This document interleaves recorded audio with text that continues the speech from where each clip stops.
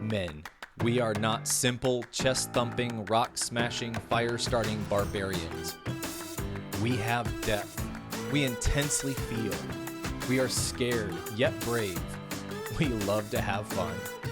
We're imperfect and make mistakes. We're compassionate and loving. We are multifaceted.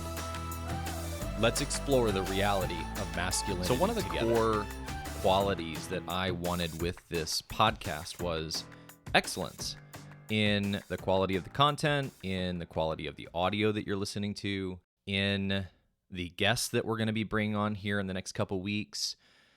I wanted excellence with it. Here's the problem, is that I masked my own insecurities of perfectionism and performance in the word excellence. And the reason I'm telling you this as part of the intro is because I was challenged by my team on essentially over-editing my podcasts and trying to make them too perfect. So the point of today's podcast was really just to introduce me to you if you're not aware of who I am, because we've had a lot of new subscribers recently. So when it was brought up that I tend to over-edit and really kind of take it from excellence and into perfectionism, I said, okay, we're going to try where it's a little bit more casual, a little bit more verbal processing, kind of telling my story so that you can get to know me. Well, what happened was I recorded the entire episode, and when I hit stop, I realized I did not use my good microphone. I used the microphone that was in my Mac. But I decided to go ahead and publish it anyways, because I think it's important when we're confronted with something that we be honest with ourselves and with the people around us. And for me, with this podcast, that's being honest with you. And I would normally say, you know what? No, I want excellence as part of this podcast. And so I'm going to re-record it. But because of what was brought up to me in the sense of leaning into excellence beyond a healthy place, I think that it's no coincidence that I accidentally recorded with the wrong microphone. So this is a heads up as well as an introduction to today's podcast. The heads up is going to be that maybe the audio is not quite as good as you are expecting. And the introduction is really an introduction to me. I think there's a lot of great lessons that we can pull from my life and even in today's episode. And so let's go ahead and dive in.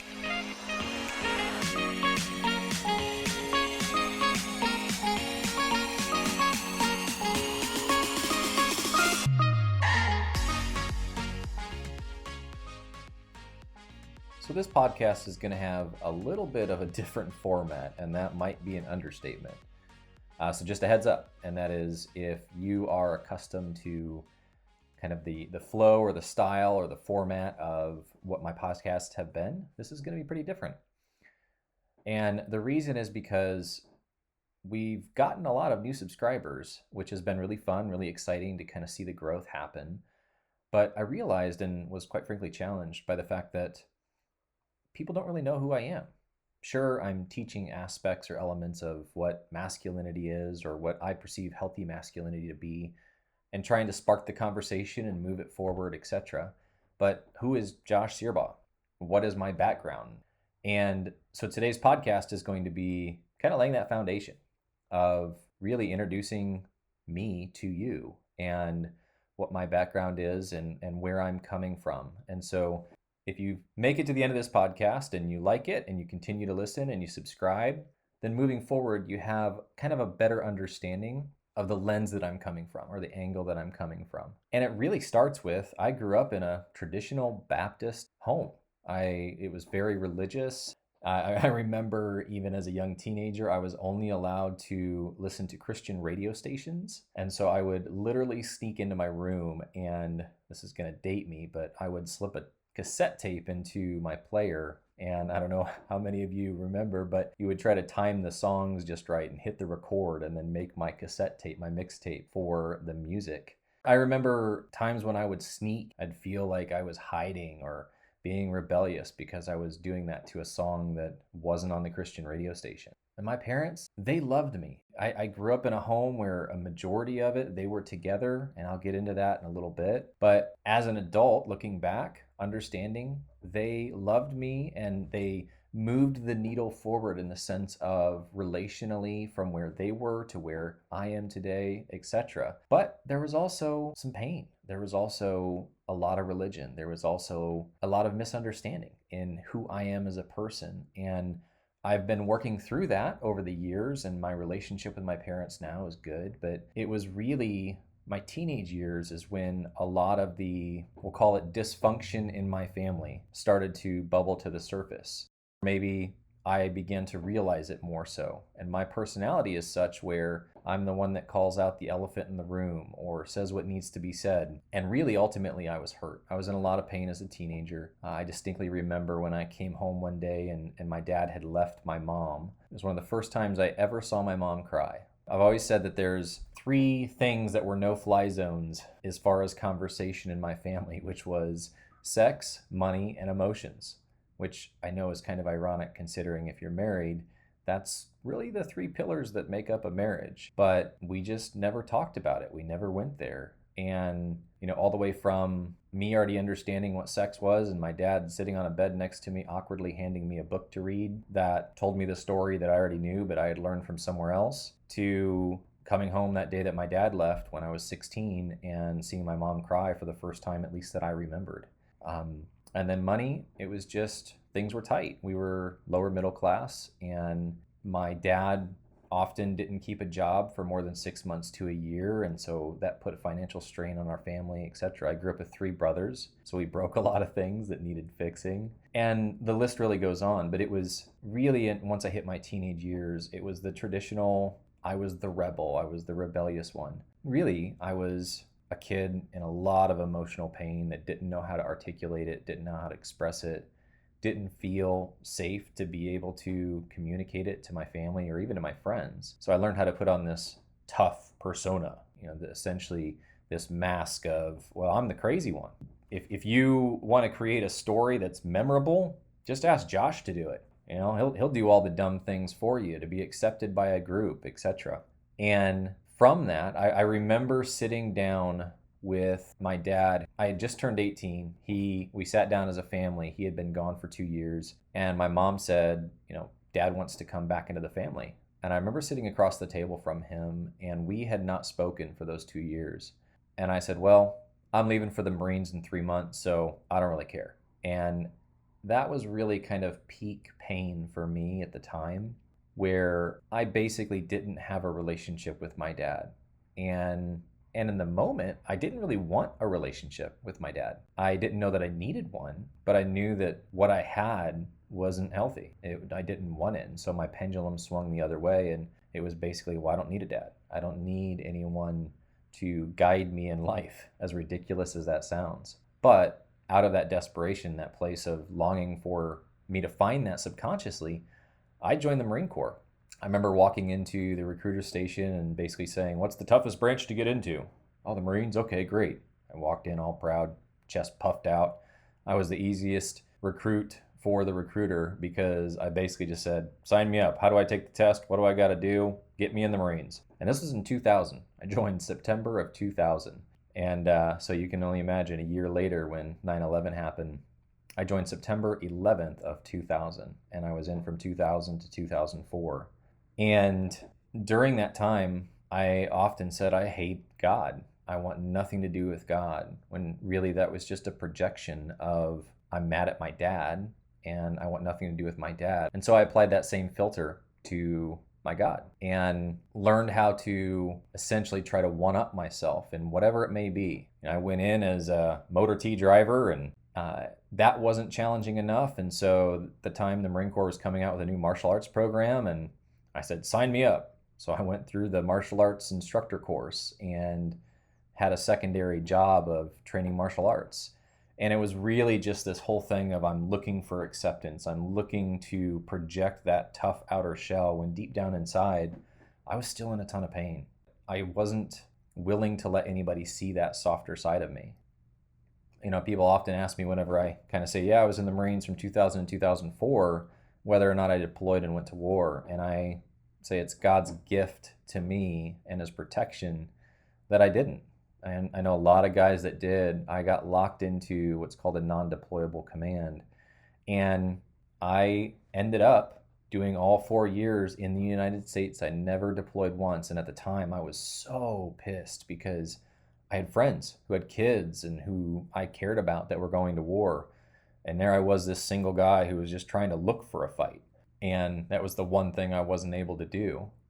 I don't know how psychologically, emotionally I would have responded to war. I can only imagine because I have friends that are still dealing with it years later, decades later. And so that's why I say that it's God's gift to me. And once I got out, I vividly remember there was this girl I had a crush on in high school who invited me out to dinner 2 weeks after I got out. And she basically, the short version is, she said, "Josh, why are you running from God?" Here I was, 2 weeks out of the Marine Corps, martial arts instructor, spending 4 years building this shell around me. And I was like, run from God? I don't run from anybody, let alone God. And on the drive home, I took her words in and I realized I really had been. The short version is 6 months later, I found myself in Mozambique, Africa, with a ministry run by Heidi and Roland Baker called Iris Ministries. I went on this spiritual journey where this God that was this religious God that was detached, that was nothing but rules of what I couldn't do, all of a sudden became a relational God. So many things were established within that time that I was in Africa. I was over at Africa for 9 months. And during that time, I met what would have been my wife or become my wife. And we had the crazy God story. I don't know if you're familiar with those or not, but it was the whole, she heard from God and then asked for this confirmation, and the next day I show up and I give her this confirmation, and then I'm oblivious to it, but then I realize certain things and I'm looking for confirmations, and then there's certain people that are speaking words over me of encouragement and prophetic words, and it's this whole intricate story where it was kind of like, okay, she's the one. We ended up dating for a year and getting married, and we were married for 11 years. We had 3 beautiful kids and a lot of great memories. But unfortunately, last year, we got divorced. There was a lot that contributed to it. But for me, my side of things, I was really proud to be a married man.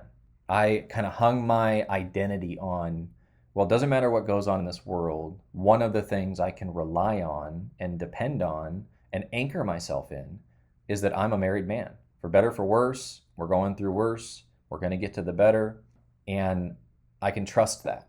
I can rely on that. And essentially, I can count on my ex-wife in certain ways becoming my God and becoming my source of my identity, and my marriage being that as well. In a lot of ways, I lost my identity in my marriage. And this had nothing to do with my ex-wife. She wasn't doing it. The only thing she was doing was, by being herself, triggering me in a beautiful way and giving me the opportunity to face those things and improve. And at times I did, and at times I didn't. At the end of the marriage, I wanted nothing more than for us to be able to make it work. When it comes to marriage, you have to have 2 people that want it. And unfortunately, that wasn't the case in my situation. And so when all of a sudden my marriage fell apart, that part of my identity, which was a big part of it, I didn't realize it at the time, but that part of my identity crumbled beneath me. Not only that, but then when my marriage actually fell apart and we were going through the divorce, then all of a sudden my world fell apart. Everything I knew to be stable that I could count on was gone, in the sense of the consistency of my family, the consistency of my marriage, the consistency of having a wife, even if we were arguing and not getting along, the familiarity of all of that. Because in the 11 years that we were married, we lived in Pennsylvania, Florida, California, Texas, moved multiple times even within the states. I mean, there was all these changes. We had started and launched several businesses. Most of them didn't work out. Some of them did. And in that, the stability I found was in my marriage, even if it was dysfunctional. And so when all of a sudden that was taken away, then my whole world fell apart. And going through the grieving process of the divorce and the end of my marriage, I had to reestablish, what does my relationship with God actually look like? Because what I thought it looked like disappeared. What does my identity look like? What am I actually anchored in that I can count on, that I can rely on? What kind of friends are willing to walk through the mud with me and link arms with me when I'm literally on the ground in the fetal position crying out to God, I don't understand why. How the hell did I get to this point in my life? And I've had to slowly piece all of those things back together. And in that, it's flamed this passion for healthy masculinity.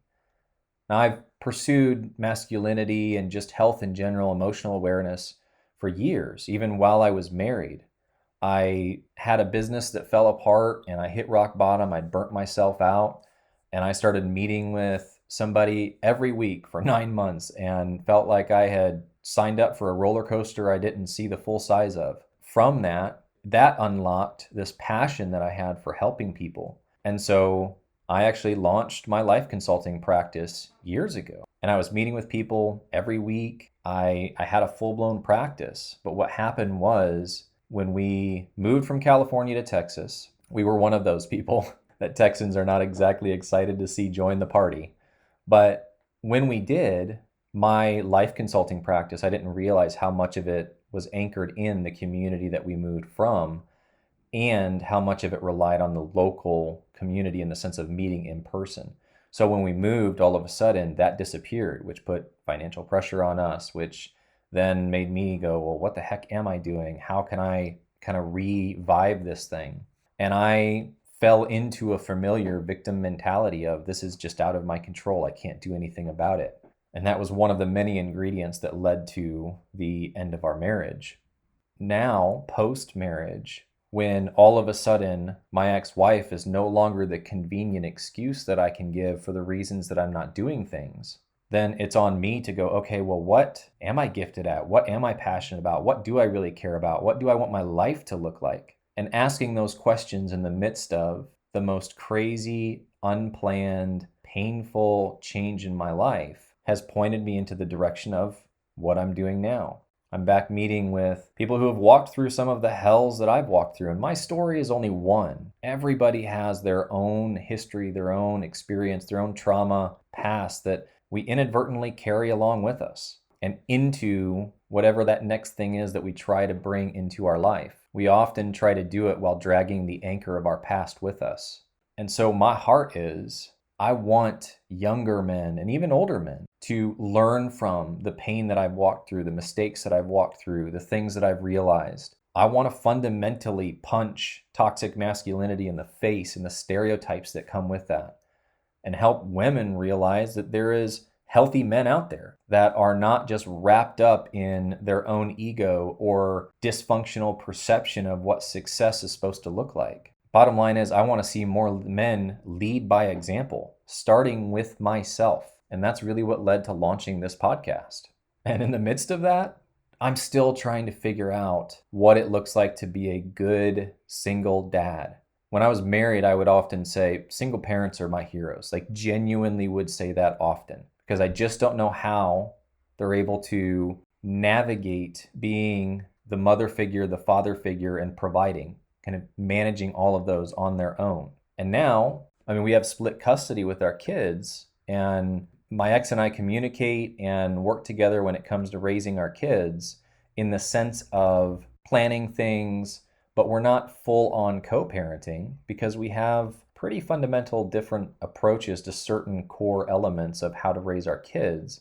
And so navigating how do I be present while still provide for my kids as a single parent. Just this week, my kids got chicken pox.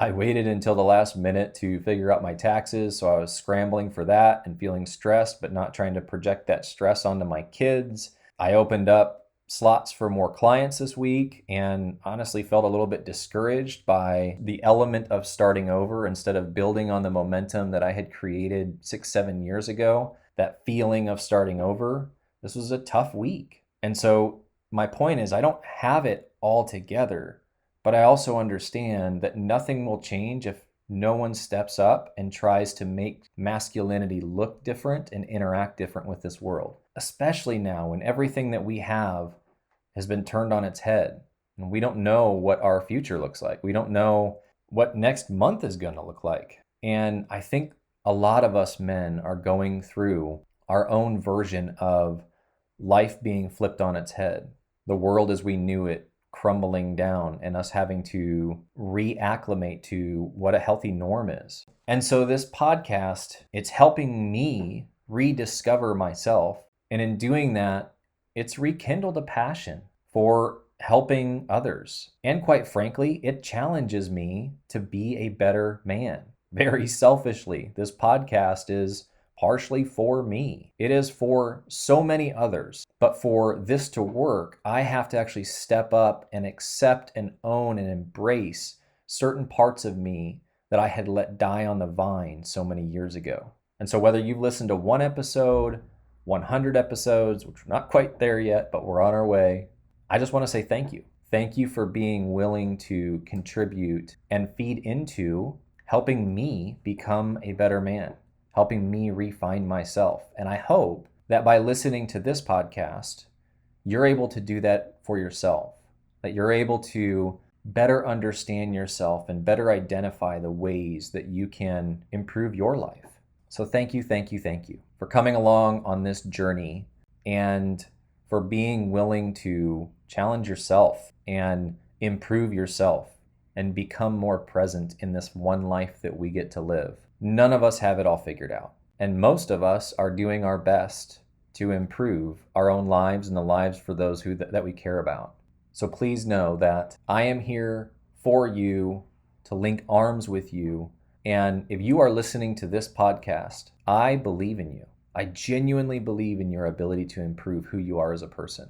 I know that I would not be sitting here talking to you today if I didn't have people speaking that and actually believing that for me at times. So regardless of how much your life is turned upside down, just know that from somebody who didn't have a perfect past, who had a roller coaster of emotions that were suppressed and all of a sudden unlocked when I decided to start to meet with somebody, who had a marriage for 11 years that unfortunately, sadly, didn't continue on. If you see me as someone that you respect, admire, look up to, like enjoy listening to, just know that this is the context that I'm coming from. And so, as cliche as it is, if I can do it, if I can pick myself up from the life that I've had to be able to be here talking to you, then I guarantee you that you are more than capable, even if it feels like it's impossible in the moment.